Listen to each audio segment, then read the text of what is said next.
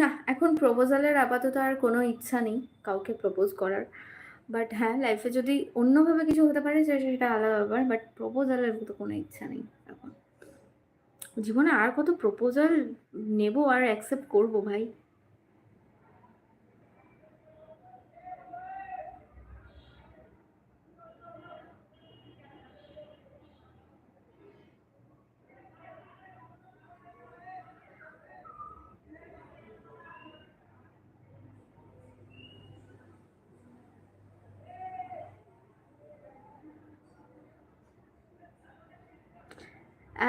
Rima actually আমার খুব hair care tips বল। না, না হলে টাকলি হয়ে যাব। ওকে, হেয়ার কেয়ার টিপস দিয়ে দেবো ডেফিনেটলি। খুব তাড়াতাড়ি দিয়ে দেবো, ভিডিও আনছি, হয়ে যাবে। সো আমি যাচ্ছি এই ট্রেনে, শিওর চলে আসো।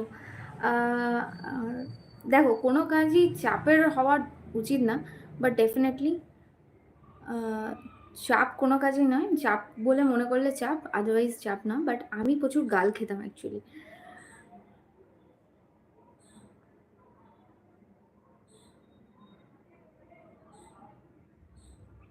আচ্ছা, এইখানে মানুষজন যারা আসছে তারা একটু হোল্ড করতে পারে না? মানে আমি তো মানুষকে এক এক করে রিপ্লাই দেবো, আমি কি 10 জনকে একসাথে রিপ্লাই দেবো? I don't have any idea ইয়ার। মানে তোমরা কি ভাই?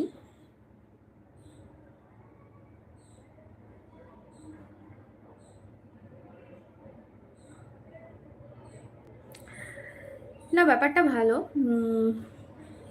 বাট আরএম যখন, তখন আমি তো বলবো মানে তুমি তো তার মানে অনেক দিন থেকে কাজ করছো, মানে এই লাইনে আছো, এই সেক্টরে আছো, তো বেটার। মানে এক্সপিরিয়েন্স যত থাকবে এই সেক্টরে তত মানে তুমি ওপরে উঠতে পারবে, এটা খুব সত্যি কথা। আর অলরেডি তোমাদের যখন একবার আরএম পোস্ট শুরু হয়ে গেছে, আমরা তো কোনোদিন আরএম এ যেতে পারবো না ইঞ্জিনিয়ারিং, কারণ স্বাভাবিক আমাদের ব্যাকগ্রাউন্ড নর্মাল ছিল, তো সেক্ষেত্রে একটু প্রবলেম আছে। আদারওয়াইজ নো ইয়ার, I don't have any kids. বন্দে ভারতে চড়ার কথা ছিল, বাট ক্যান্সেল হয়ে গিয়েছিল, আমি বাসেই চলে এসেছি। একদমই তাই। মানে জেনারেলি যারা না মানে এই ফাইন্যান্সিয়াল সেক্টরে থাকে, তারা যা কামানোর ওই কিছু বছর কামিয়ে নেয়, তারপরে তারা স্টার্ট আপ বিজনেস শুরু করে ইয়া ফির অন্য কিছু করে। তো এটাই করে, মানে এটা আমার চোখে দেখা সেটাই। আর নয়তো বড় বড় ফ্ল্যাট ফ্ল্যাট কিনে নিয়ে ভাড়া টাড়া দিয়ে দেয়, এরকমই করে আর কি। তো বেটার এগুলো। তাতে কি হয়, বসে খাওয়া যায় একটা টাইম পর। তো ওরকম আমারও ইচ্ছা আছে, বাট আমি মনে হয় না আর বেশি মাস টানতে পারবো বলে, কারণ আমার খুব ইরিটেটিং লাগছে। আম, প্রচুর ব্যাপার থাকে। আই গেস চন্দন দেবনাথ খুব ভালো করে জানবে, কারণ যেহেতু ও দেখেছে এই মানে সেক্টরে কি হয়। তো আমার অনেক প্রবলেম হচ্ছে, তো আমি আই গেস বেরিয়েই যাব।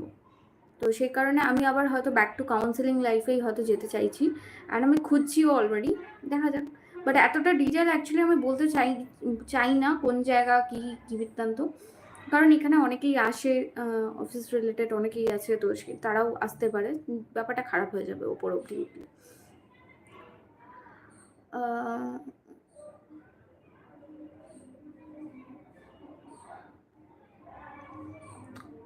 বাই কিডস, অ্যাকচুয়ালি আমি এক্সিলেন্ট, ঠিক আছে, দ্যাটস ওয়াই আমার আইডিয়া অনেক এক্সিলেন্ট। सीरियसली मैंने हमें बुझते पारছি না আমি किड्स नेबो या फिर नेबो ना, ये बात लेके तुम लोगों का इतना परेशान होने की कोई ज़रूरत है क्या? সিরিয়াসলি ক্লিপিং আর্টস কি বলবো বলো দেখি।